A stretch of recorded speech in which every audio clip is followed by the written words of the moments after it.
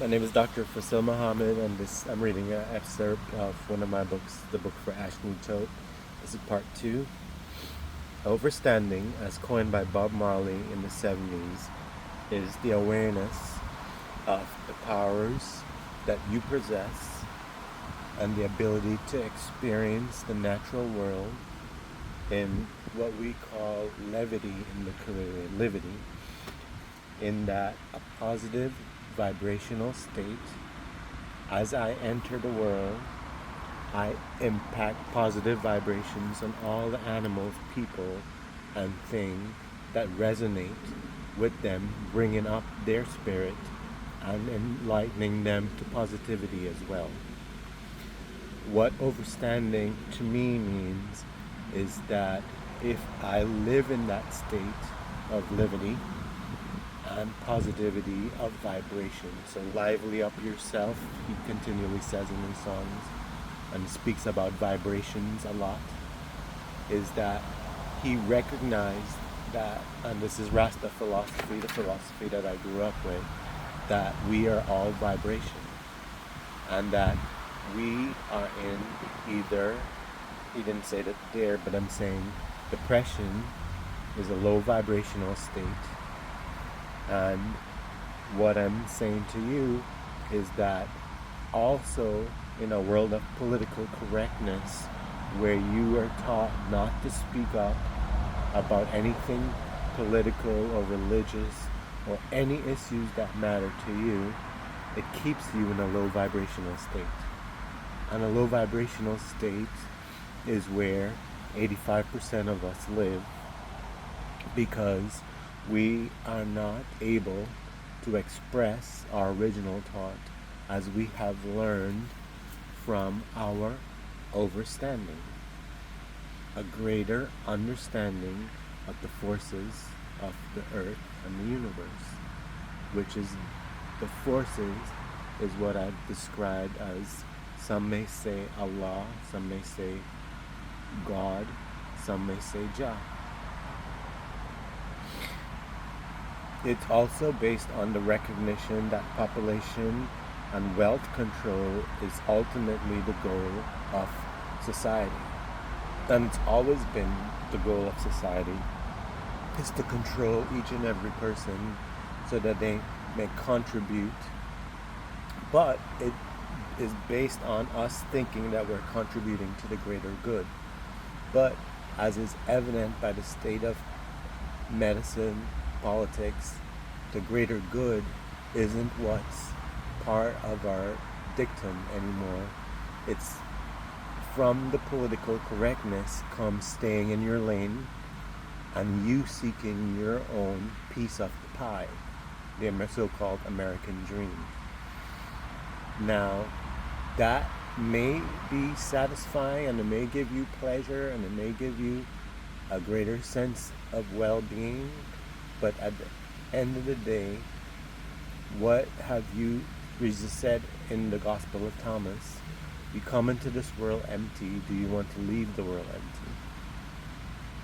Your power is your ability to impact change, and my quest and the purpose of the book is to enlighten you to the fact that if you can explore your mind, you will explore all the experiences that you've had and separate what people have made you believe, because everything I believe, you believe, that you cannot prove is a lie.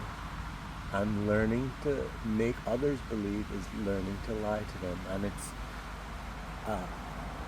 propagated and propagated until we have a society based on facades. Triumphantly, we are the descendants in the Caribbean of emancipated men and so-called free slaves, or men that were never slaves, and indentured laborers. We were never slaves because we never submitted our spirits. You see, your book shows images of physical slaves in shackles. Your downfall is that you don't see that you're in mental slavery without shackles. Your spirit is weakened and pacified by pleasures, feelings, and everything that other men and the society uses to manipulate you. Okay. You see and feel injustice, but you lack the power, growth, and adaptability to fight. You have succumbed, and they know your cravings for feelings, pleasure, and validation. So as you think you have a good life, you do what you like and have as much fun as you see the rich having, it is your actual mental slavery, because living for you and this life is what we have been sold to keep us apart from helping each other.